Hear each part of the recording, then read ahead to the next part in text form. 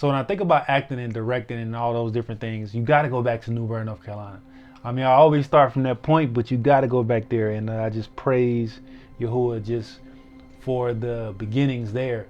But one of the things that I was into, that I would say I was into, and it was a while that I was into it, was wrestling. I was into WWF, I guess it was called at the time. And just the characters and everything, you know, I had the belts and the action figures and all that stuff, you know, and I started out in that. And I didn't even know it was fake for a minute. I was like, it's fake for real? I grew up in that. I grew up also just doing impersonations and characters, you know, and especially during the time when I was growing up, you had the WB and CW, and you had the black shows and, you know, comedy shows. So I just grew up there, and there wasn't even anything, like when I was little, I never like looked and was like, oh, I want to be an actor, I want to be a director, I want to be behind the camera or any of those things. I never like, I just, what excited me is the character and stories and that was my world. And so like early on, man, like I was, like my grandma threw me into football. You know, I played high school. I played for Garinger High School, then I played for Butler High School. You know, we had our rival with Independence and Chris Leak and all that. You know, if you was back then at that time, you know, and I really worked hard at football because for me, football was a chance to kind of just have a better life. And also I played it because of wanting to, you know, kind of get that love from my dad too. But you know, I was two-time all-conference at Butler High School, and just wasn't too much recruited out of high school because I played defensive end, and anybody know about football defensive end, you know, I was only 185 soaking wet. My stats was good, but the thing about college football was it was like politics and different things, and I really wasn't able to really get my like foot in the ground. I mean, because I worked hard, and my thing was like, I'm going to the NFL. Like nobody's to tell me that I'm going to the NFL. Like, you know, I'm the first one there, last one. You know, I'm grinding. You know, strength. I had a couple of records and stuff, but I was just like grinding. I was like, man, this is what I'm doing. And I don't know, Yahuwah was just doing something. He was just doing something new. And I remember going to the cafeteria, and I was talking to Eli and Daniel, and I was just like, man, I don't know about football anymore. And it was crazy because the crazy part about it was we was just starting as a school, just starting to play like big schools. You know how like a Division I AA will play like a bigger school. And so for me, it was like, it was the first time I was actually gonna start. Like it was my position. You know what I'm saying? I was gonna be a leader and all that. It was like everything you wanted, and then like Yah just takes football away from me. I have that experience in the cafeteria where, you know, Yahuwah just basically uses someone that worked at the cafeteria to like really prophetically, and for him to like, I call it my burning bush moment. Just really just speak to me and say, hey man, I got something else for you to do. And at that point, I didn't know what that was. I went to the stage play, and I was just like, man, it was like, I think for me, like looking back on it, when I went to that stage play, kind of after I quit football, it just reminded me of like as a child and just those characters. I took some acting classes, directing classes, and it was just natural. It was just like I had always done it, you know. And it was in a little bit as a child, I was directing little stuff, and I look back at it, but it was just in me, you know. And so now I'm a stage actor and these type of things, and just trying to really figure out like what is it that Yahuwah was talking about, that he has something else for me to do. Just getting into that. And I remember I got my first screenplay, I think it was June 2008. And I mean, it came to me so vivid. It was just like, pow, like, these are the characters, write this down. And I actually thought it was a stage play, but it was actually a movie, because it was just so robust. And I was like, this can't be no stage play, because I was already in the stage plays. And so, fast forward, I had the skeleton of this script, and then my professor was like, man, you should do something with this. You should, you're gifted at this. So I got into New York Film Academy, but just wasn't able to go. I mean, it's very expensive, and so just started to learn. Like, just after college, and after I didn't get into New York Film Academy, I was just like I was just bugging out, because I was like, oh man, you said I had something great for me to do, and I'm just like here, and I don't know what to do, you know what I'm saying? And I'm just living with my grandma, and I'm just like trying to figure it out. So all I could do was really write. And so I wrote my first movie, Undeserving Grace. And it was actually because I was so thinking that I was gonna go back to New York Film Academy. I'm gonna get a loan, I'm gonna do something, I'm gonna go back. But it could never, like, 𝤉𝐄𝐄 just blocked all those doors. I was just writing and just learning how to screenwrite. I was just studying how to screenwrite, and just allowing 𝤉𝐄𝐄 to really just teach me about like screenwriting. And the crazy thing is, I was in New Bern, North Carolina, man. I didn't get in on those sets. I would like download scripts and like read scripts, and just like really 𝤉𝐄𝐄 just taught me how to write, because I was just like, how do you do this thing? So I eventually moved to Wilmington, North Carolina, which is if you know about Wilmington, North Carolina, it's a pretty good like film place. So I'm in Wilmington, North Carolina, and it's just a film city, and I haven't got on these sets yet, but it's just the atmosphere, and so I'm working at Walgreens, and I'm just inspired. Like, 𝤉𝐄𝐄 just inspires me to just say like I'm gonna do this film. Like, now mind you, I haven't been on the set. I don't even know, like, all I got is, YouTube, you know what I'm saying? And I never shot a movie, you know what I'm saying? Only thing I directed from that point was pretty much just stuff in my acting class, And, but I'm like, man, I'm gonna shoot this movie. 𝤉𝐄𝐄 gonna help me. I'm working at Walgreens. I get my little check come in, you know what I'm saying? I'm a fund the movie, And it's like, literally, man, I'm telling you how 𝤉𝐄𝐄 works.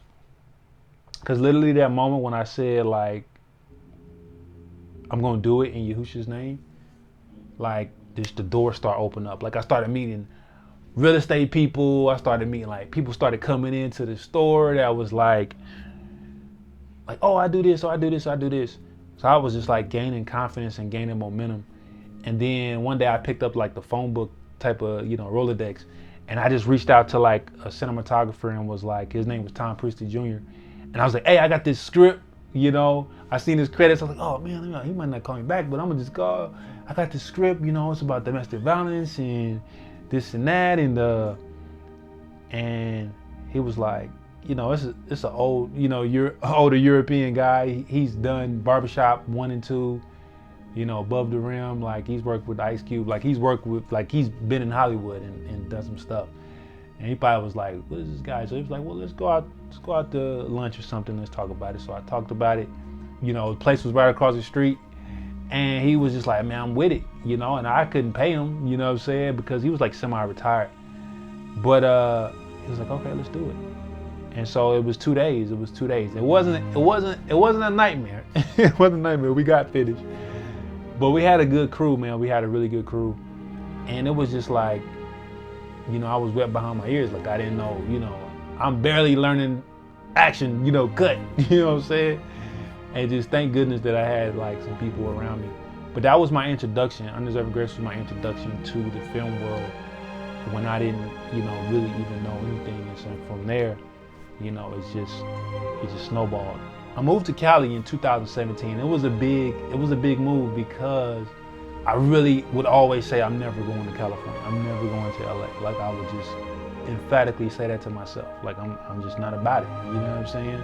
𝤉𝐄𝐄 was putting in my mind, it's like, no, you going to the land of the giants. Like, I have called you out there. The more I kind of like got into it, I started to see what he was saying in college. Like, okay, he's called me to the front lines of the film industry to share the truth.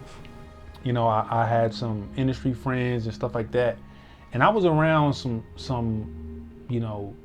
different things and studios and stuff. I wasn't like deep in there, like have a lot of professionals come out there and, you know, all of a sudden get through there.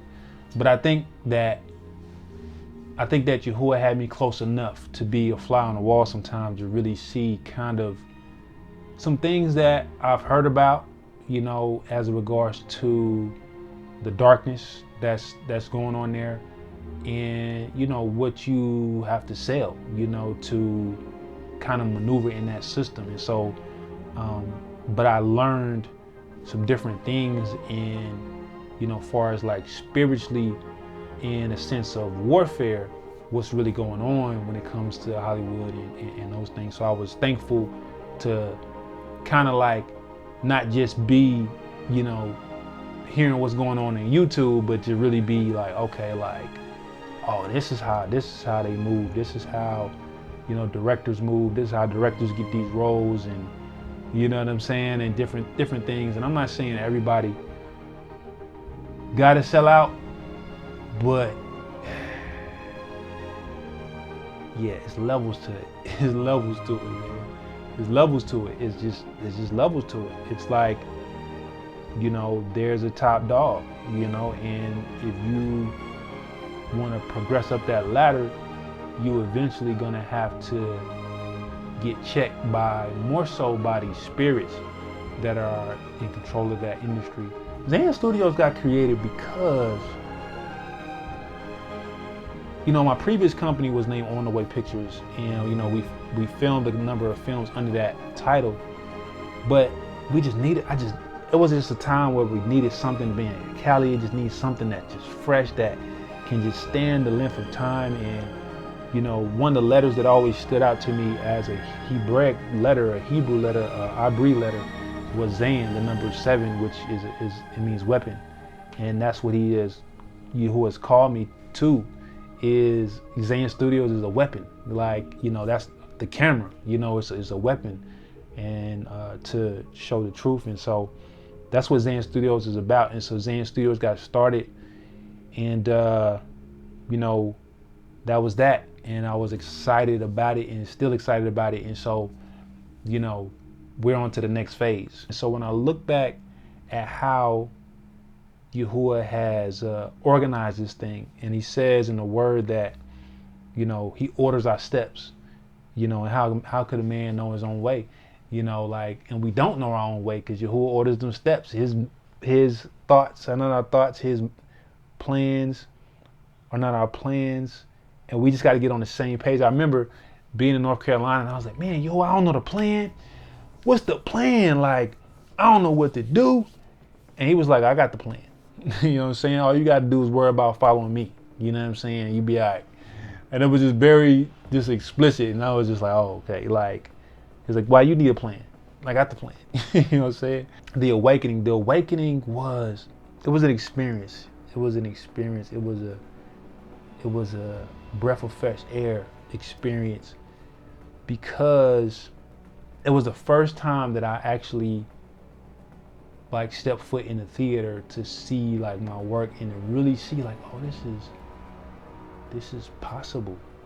Like, this is real. And to really see reactions from people.